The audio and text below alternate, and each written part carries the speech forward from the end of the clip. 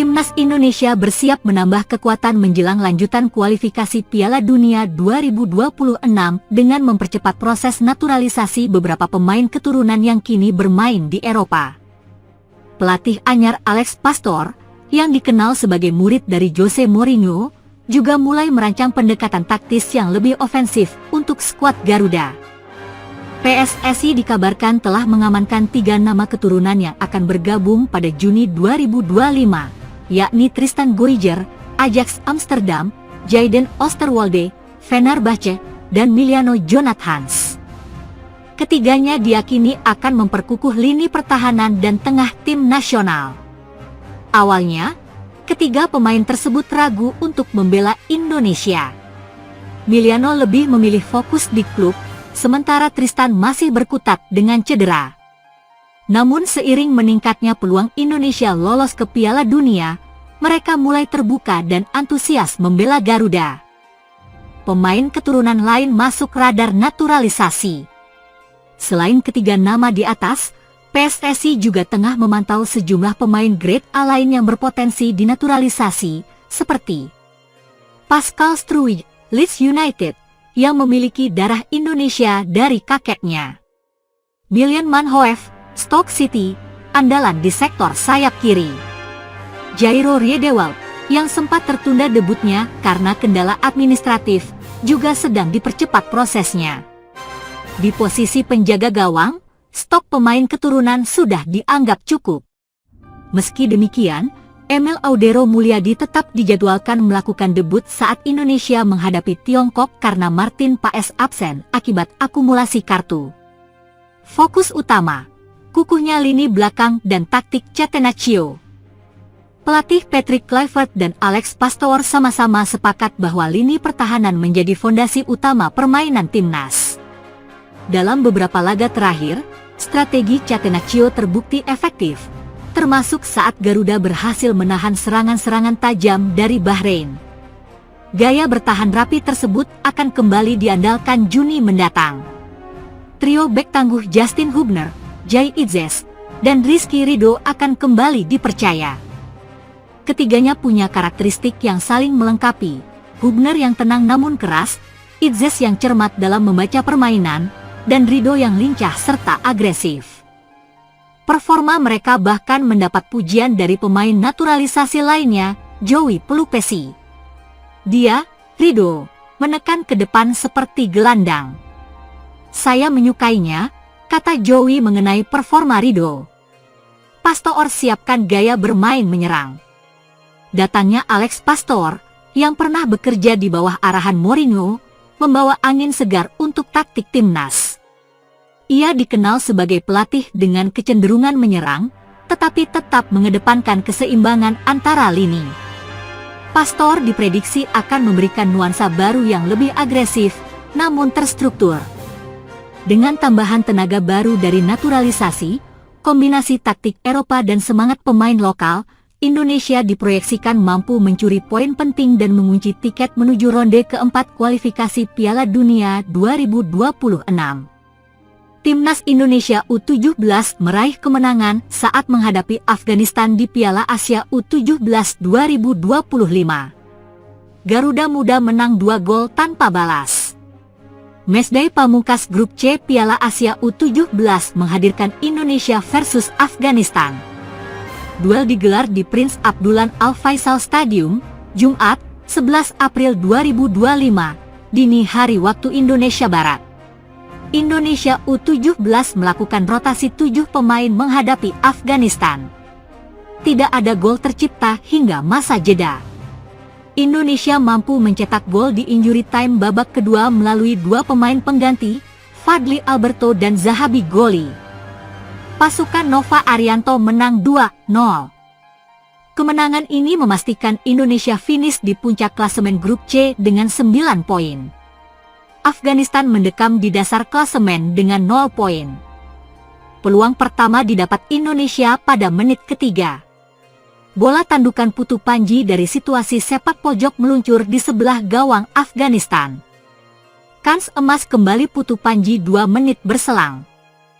Kapten Timnas Indonesia U17 itu menanduk bola tendangan bebas Fandi Ahmad. tapi bola melayang di atas mistar. Afghanistan balik mengancam di menit ke-10. Bola tembakan jarak jauh Zamir Shoja bisa diamankan Dafa Al-Ghasemi. Indonesia nyaris mencetak gol di menit ke-13. Bola sepakan keras Fandi Ahmad di kotak penalti masih meleset dari sasaran. Afghanistan berusaha melancarkan serangan-serangan dengan bola tembakan dari luar kotak penalti. Belum ada gol tercipta hingga babak pertama berakhir. Afghanistan hampir memecah kebuntuan di awal babak kedua. Bola sepakan on target Zamir Shoja bisa ditepis Dafa. Peluang emas kembali didapat Afghanistan pada menit ke-59. Sudah melewati Dafa yang keluar dari kotak, bola tendangan jarak jauh Waris Shirzai belum menemui sasaran. Gol! Timnas Indonesia U17 memecah kebuntuan di menit injury time melalui Fadli Alberto. Garuda Muda memimpin 1-0. Gol! Indonesia menambah gol tak lama berselang. Kali ini Zahabi Goli yang membobol gawang Afghanistan. Indonesia menang 2-0. Susunan pemain: Indonesia U17, Dafa Al-Ghasemi, Dafa Zaidan, Daniel Alfredo, Putu Ekayana, Putu Panji, Bagus Chandra, Nazriel Alvaro, Ilham Romadona, Fandi Ahmad, Raffi Rashid, Jos Holong. Afghanistan U17, Hamid Amiri, Muhammad Nourozi, Nazir Niazi, Nasir Mohammadi, Nawid Mahbobi, Said Nafed, Sahil Sarwari, Zamir Shoja, Waris Shirzai, Yasser Safi, Azamuddin Hajizada.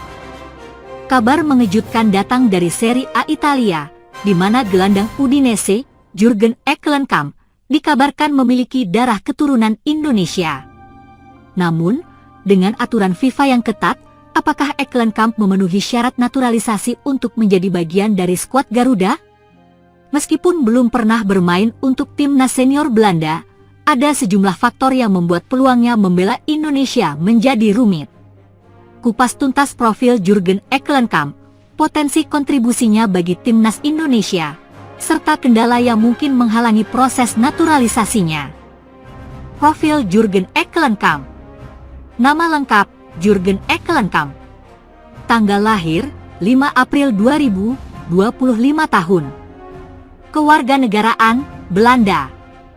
Tinggi badan: 1,88 meter. Posisi: gelandang tengah, CM. Klub saat ini: Udinese, Serie A Italia. Nilai pasar: 130,36 miliar rupiah. Jurgen Eklenkamp adalah pemain sepak bola profesional asal Belanda yang saat ini bermain untuk klub Udinese di Serie A Italia. Dikenal dengan kemampuan olah bola yang baik dan visi bermain yang cerdas, Eklenkamp memiliki potensi untuk menjadi pemain bintang di masa depan. Ia telah menandatangani kontrak dengan Udinese Calcio hingga 30 Juni 2029. Informasi mengenai darah keturunan Indonesia yang dimiliki Eklenkamp dikonfirmasi oleh keluarganya. Namun, berdasarkan informasi dari unggahan Instagram Football Indonesia A, darah Indonesia yang dimiliki Eklenkamp berasal dari buyutnya.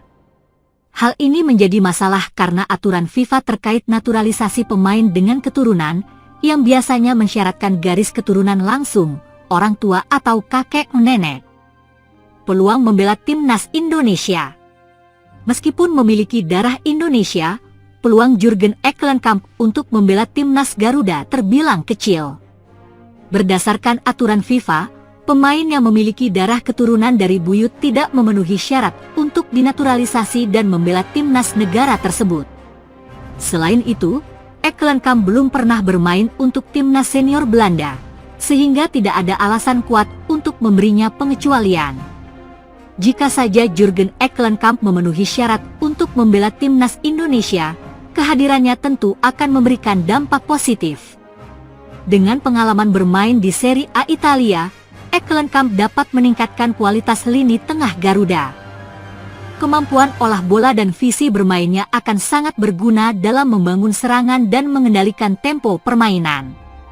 Jurgen Eklenkamp adalah pemain muda berbakat dengan potensi besar. Sayangnya, meskipun memiliki darah Indonesia, aturan FIFA yang ketat membuat peluangnya membela timnas Garuda sangat kecil. Namun, kelanjutan kiprahnya tetap menarik untuk diikuti, mengingat betapa pentingnya mencari pemain-pemain berkualitas untuk memperkuat timnas Indonesia di kancah internasional.